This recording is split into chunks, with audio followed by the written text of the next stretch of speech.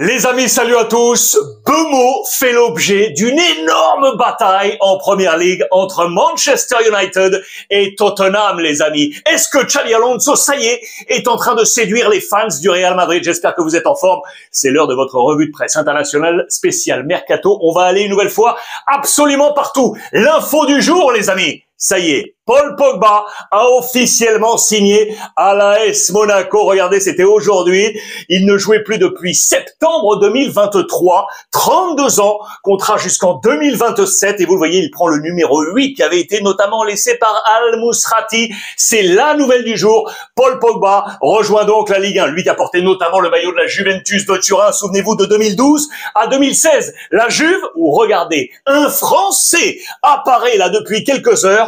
Aymeric Laporte. Et si Laporte rejoignait la Juventus, les amis? Bien évidemment qu'on est toujours sur le plan Jonathan David. On va parler également de l'AC Milan avec le phénomène Jachari, mais on ouvre par là, bien évidemment, avec, regardez, les doubles là. Jonathan David, l'international canadien, et Laporte, le français international espagnol. C'est le nouveau plan de Damien Comolli. C'est l'attaque et la défense, bien évidemment, du côté de la Juve, où on n'oublie pas de Cador Bremer, vous le savez, qui est en fin de retour de blessure, qui est pas encore opérationnel, mais surtout le projet du Marseillais Balerdi. La Signora rialza il muro. On reconstruit le mur défensif dans cette Coupe du Monde des clubs. Eh bien, la Juve, regardez sur les 3 matchs, un seul où on a préservé la cage à 0 parce qu'on a pris des buts.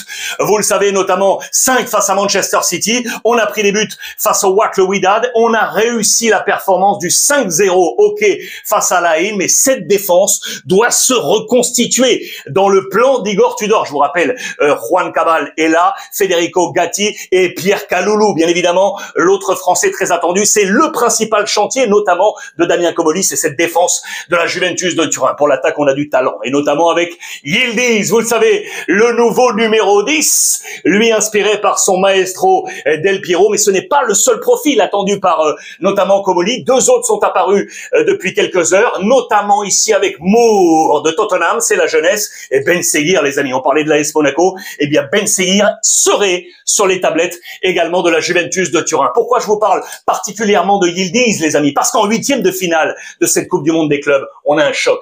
Real Madrid, Juventus, regardez les colonnes de Marca en Espagne où on nous avertit tout de suite, alerte générale, le danger va venir de Yildiz et on le connaît bien, notamment dans les rangs du Real, puisque regardez qui a joué la Juventus avec lui, ils sont quasiment du même âge, à quelques jours près. Eh bien c'est le Huysen, c'est le défenseur central arrivé de Bournemouth, les deux étaient ensemble à la Juventus de Turin. Huysen est aujourd'hui dans le plan, dans le nouveau Real Madrid de Xabi Alonso, qui serait donc en train de séduire les plus grands fans, et notamment ce dernier match et cette victoire 3-0 face à Salzbourg, où pour la première fois, eh bien, Xabi Alonso a orchestré sa défense à 3, comme c'était son plan du côté du Bayer Leverkusen. Ancelotti défense à 4, eh bien, la défense à 3, regardez, avec Tchouaméni, avec Rudiger, Huysen était ici, les 2 pistons avec Fran Garcia et Trent, dont on va reparler, la position de Güler également, ici, celle de Bellingham, avec Valverde, Gonzalo devant avec Vinicius. On va parler de tous ces éléments parce qu'on est en réussite du côté de Xabi Alonso et notamment avec cet impact Gonzalo qui a bénéficié de l'absence de Kylian Mbappé, toujours KO. Le jeune de la Cantera, ça c'est un produit également. Xabi Alonso a été positionné à cette pointe de cette attaque. Regardez ce volume, regardez la zone d'activité face à Salzbourg. Il a été absolument partout. Le sens de l'attaque est ici. Je vous rappelle, il a joué 90 minutes face à Salzbourg. Au total, sur la saison écoulée, 28 buts entre l'équipe filiale et la première équipe. Il y a un véritable impact. Il va compter dans le nouveau Real Madrid de Xabi Alonso. Notez que Hendrick est de retour. Ça, il est opérationnel. Il pourrait être également un complément dans ce 11 de départ du côté de Xabi Alonso. Ou l'une des nouveautés, c'est la position de Güler, les amis. Ça, c'est intéressant. Regardez, avec son numéro 15, ici, je vous l'ai pas mentionné tout à l'heure sur le 11 de départ. Très intéressant. C'est dans la révolution de Xabi Alonso, cette position axiale ici. Regardez son rayonnement également, il a explosé notamment dans ce match face à Salzbourg, très intéressant pour prendre du galon dans ce nouveau 11 de départ. Et puis l'autre réussite qui était attendue également, c'est celle de Trent, bien évidemment. Trent Alexander-Arnold, regardez ce jeu de mots ici, un tren por la via Jude. Vous enlevez le T, ça vous fait un train par la voie Jude, parce que vous le savez, il est pris sous son aile par son compatriote anglais Jude Bellingham. Beaucoup d'humilité, énormément d'ambition. Il est en train de s'installer sur ce poste de Dani Carvajal, bien évidemment le capitaine emblématique. Regardez sur ce match face au Real Madrid. Eh bien, Trent a pris une très bonne note dans ce schéma. J'étais en train de le chercher. Il est là, avec 2 étoiles. Le maximum, c'est 3. Le 3 sur 3, je vous en ai parlé hier. C'était pour Vinicius, qui a été élu MVP avec une passe décisive et un but. Il a été absolument excellent. Militao est bien de retour. Il est OK. Alaba, je vous en ai parlé également hier. Touché, mollet gauche, 3 semaines d'absence pour David Alaba, qui vit vraiment une saison noire. Le dossier Bomo, on y vient. Alors, où va-t-il finir, les amis? Va-t-il aller du côté de Manchester United? Où va-t-il retrouver son ancien coach? Tiens, regardez, Thomas Frank. Vous le savez, son ancien coach du côté de Brentford, qui a été nommé en place à Tottenham, vous le savez, à la place de Postecoglou. Eh bien, du coup, il a envie de shipper à United. Son talent, c'est là. Brian Battle, vous le voyez alors, c'est très très simple, le schéma est très clair. Manchester United avait fait une première offre, les amis, à 45 millions de livres, plus 10 de bonus. 45 millions de livres, plus 10 de bonus à Brentford. Offre refusée. Deuxième offre XXL, on a augmenté de 10 millions de livres, 55 millions de livres, et on a baissé un chouïa, le bonus, à 7,5. Ça a été une nouvelle fois rejeté, alors que vraisemblablement, accord passé entre le joueur et United pour 200 000 livres par semaine comme salaire. Mais maintenant, il reste à séduire Brentford, car bien évidemment, eh bien, Tottenham est entré dans la course. Où va-t-il finir? Donnez-moi votre avis, car je vous le rappelle que Manchester United est allé chercher Cunha et aimerait former ce duo magique. C'est une véritable bataille.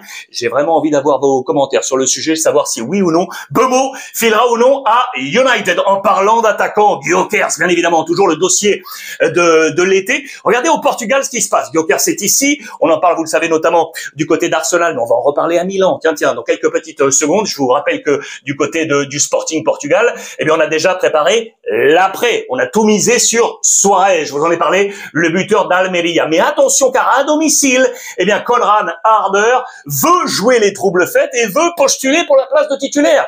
Veut être le successeur de l'ami Gyökeres. Je vous rappelle que 11 buts, 7 passes décisives en 47 matchs pour lui au Sporting. Il a montré qu'il avait le talent éventuellement pour postuler pour cette place de titulaire. Attention à cette nouvelle bataille qui pourrait exister. Mais il est toujours dans le collimateur, Gyökeres, je vous l'ai dit, de l'AC Milan, la Gazzetta dello Sport. Regardez, place à Milan, on est ici. Gyökeres qui serait donc toujours le préféré, toujours Retegui qui est ici. D'ailleurs, le dossier attaquant à l'AC Milan est vraiment un dossier maintenant qui date de plusieurs années. Regardez, on retrace la rétrospective ici. Remontons le temps. 2021, Olivier Giroud, qu'on est allé chercher à Chelsea. Pellegrini avec l'AS Monaco. Lazetic également qui était ici. L'année suivante, Divock Origi, Liverpool, qui était arrivé l'année suivante, était 2023. Okafor, arrivé de Salzbourg, encore Jovic de la Fiorentina. Et puis la saison passée, les amis, Morata, Abraham et Jiménez. Ce dossier attaquant n'est pas trouvé du côté de l'AC Milan. Voilà pourquoi on rêve, vous le savez, de Gyökeres. Et puis, pour alimenter tout ça, bien, ce milieu de terrain a été notamment reconstruit. Vous savez que Modric va arriver. On a parlé de Xhaka, on a parlé de Javi Guerra de Valence. Et donc, on a parlé également de l'international suisse également. Jachari, coéquipier compatriote de Xhaka. L'offre est arrivée. C'est vraiment maintenant, on est en compte à rebours avec Bruges. Il devrait arriver pour reporter également dans ce milieu de terrain de l'AC Milan. On attend la fumée blanche à l'Inter pour Boni, les amis. Le Français qui va donc arriver en provenance de Parme. Les derniers détails sont là. Vous voyez qu'on précise autour de 24 millions. Voici la position qu'il pourrait occuper. Très intéressante, alternative avec Thuram pour épauler notamment Lautaro. Vous savez que Pio Esposito est également dans ce plan offensif. Voilà comment pourrait jouer Boni, qui a éclaté à Parme. Ça a été absolument incroyable sur le nombre de buts marqué, notamment avec en Série B plus en Série A. L'avantage qu'il a, c'est qu'il était sous les ordres de Chivu,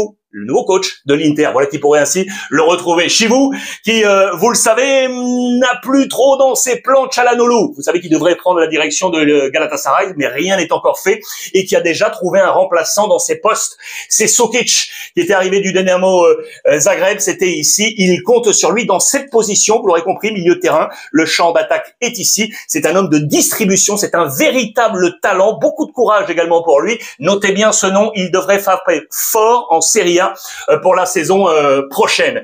Là, ça j'adore, ça j'adore. C'est également une arrivée qu'on attend du côté du Napoli. C'est l'angle, les amis. Vous le savez, on est à 5 millions, ça y est, de la décision. C'était ici, je voulais zoomer. Il appartient au PSV Eindhoven, je vous le rappelle. On en a fait le successeur au Napoli de Gvara, parti au Paris Saint-Germain avec réussite. On a choisi l'angle. L'offre du Napoli est à 25 millions plus 5 de bonus. Le PSV attend 30 millions plus 5. Vous l'aurez compris, la différence est à 5 millions. Normalement, on devrait gérer ça. Le poste d'attaquant également au Napoli, où on est en balance actuellement.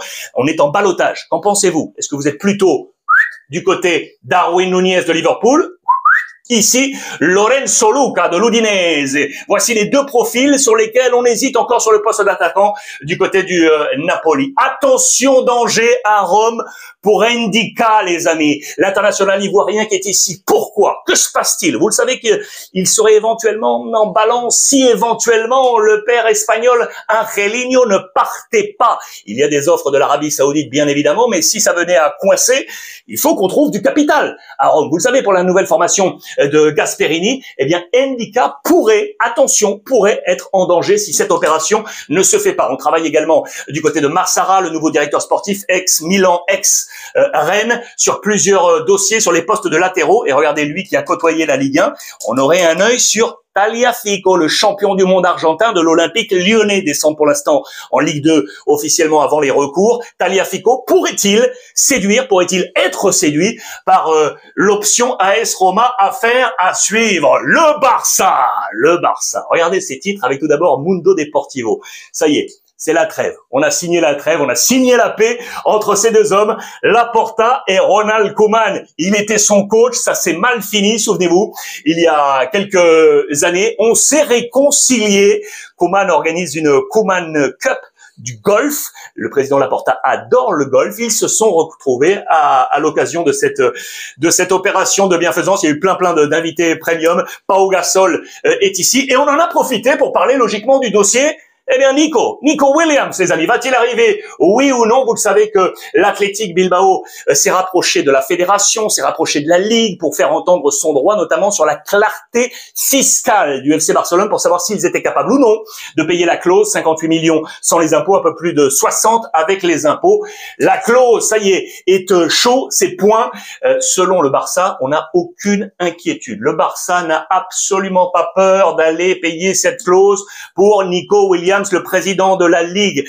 Monsieur Tebas sera très attentif parce qu'il a été appelé logiquement par l'Athletic Bilbao. On est vraiment dans ce plein feuilleton. En tout cas, du côté du Barça, on l'attend de pied ferme. Regardez, c'est Rafinha, le dernier en date, qui s'est exprimé en disant très clairement, nous, on ouvre la porte à Nico Williams, on veut ce talent à nos côtés, bien évidemment. Regardez au passage, je vous montre ça parce que je vous avais rappelé qu'à Bilbao, la fronde des supporters ils avaient effacé d'une fresque murale les deux frangins, Iñaki Williams, Nico Williams. On avait effacé le frère. L'Athletic Bilbao a voulu absolument dire que nous, on veut aucune fausse note. Le visage de Nico Williams a été repeint. Il est réapparu sur cette fresque il y a quelques heures. C'est un bon message, après moi, de la part de l'Athletic Bilbao. Le Barça qui, dans le même temps, eh bien, vous le voyez, a refinancé sa dette. Ça a été voté avec une dette assez colossale du côté du FC Barcelone. Eh bien, on a réussi à passer un nouveau vote pour faire que cette dette soit diluée, étalée finalement jusqu'en 2050. Ça peut être un point positif de financement,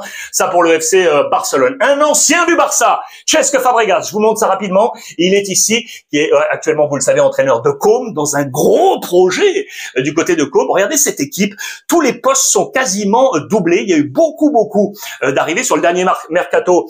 Ici, deux hommes principaux avec Docena en charnière centrale et puis Maxence Cacré qui est arrivé de l'Olympique lyonnais également. Cette année, on a déjà enrôlé ici la position de Baturina sur ce poste-là avec Nico Paz. Les hommes visés, je vous en ai parlé, notamment les 2000 années qui vont arriver avec Thio en défense centrale et Alvaro Morata pour le poste offensif. Et regardez là, Betis Séville. Rodriguez, un véritable boom pour le couloir gauche offensif. Je passe au passage deux choses. La première, le français là, ancien Lillois, Butez dans les buts, et je vous annonce d'ores et déjà que je vous présenterai un jeune talent qui joue en équipe B de Com, français, je vous en dis pas plus, Andrea Le Borgne. Notez bien ça, Andrea Le Borgne, je vous en parle avec beaucoup plus de relief pour vous dire que là, on a une véritable pépite qui arrive dans les rangs très certainement de Cesc Fabregas si on continue à travailler. Otamendi a prolongé du côté de Benfica, le général, il est emblématique lui aussi, un an de plus pour souvenir 2026,